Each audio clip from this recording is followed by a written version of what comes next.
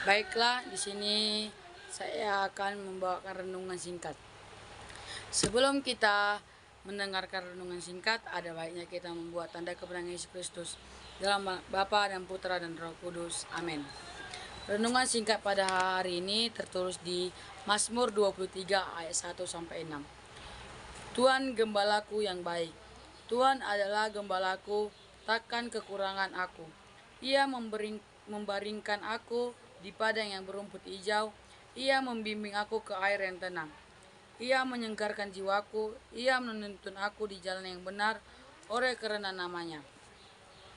Sekalipun aku berjalan dalam lemah kekelaman, aku tidak takut bahaya, sebab Engkau bersertaku, gadamu dan tongkatmu. Itulah yang menghibur aku. Engkau menyediakan indangan bagiku di hadapan lawanku. Engkau mengurapi kepalaku dengan minyak. Pialaku penuh melimpah. Kebijakan dan kemurahan belaka akan mengikuti aku seumur hidupku. Dan aku akan diam dalam rumah Tuhan sepanjang masa. Di sini temanya yaitu Tuhan adalah gembala yang baik.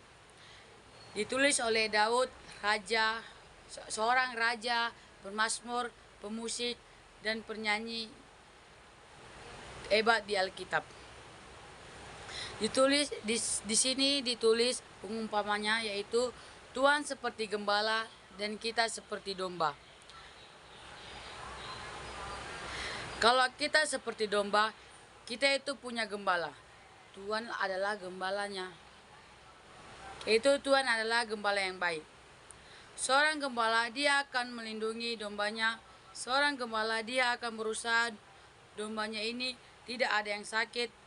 Seorang gembala dia akan berusaha supaya dombanya semua keadaan sehat. Semuanya tidak kelaparan, tidak kehausan, dan tidak kekurangan apapun.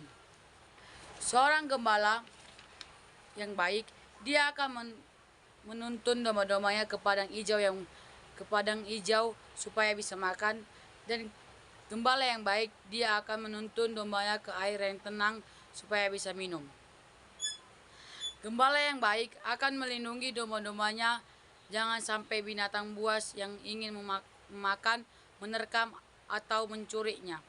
Gembala yang baik dia akan melindungi domba-dombanya sama seperti pengalaman Daud.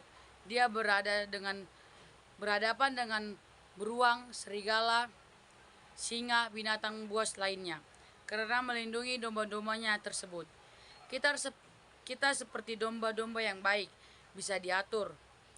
Kenapa Tuhan suka dengan domba-domba itu? Domba itu bodoh, lugu, tetapi mudah diatur seperti diatur. Tuhan senang kalau kita seperti domba-domba itu mudah diatur. Ketika kita menjadi domba-domba yang baik, kita akan menikmati kebaikan Tuhan. Tuhan akan membawa kita ke tempat yang baik.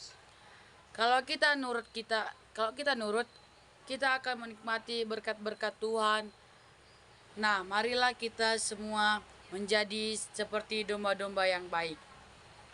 Sekian renungan singkat pada hari ini. Marilah kita mengakhiri dengan tanda kemenangan Yesus Kristus dalam Bapa dan Putra dan Roh Kudus. Amin. Sekian dan terima kasih.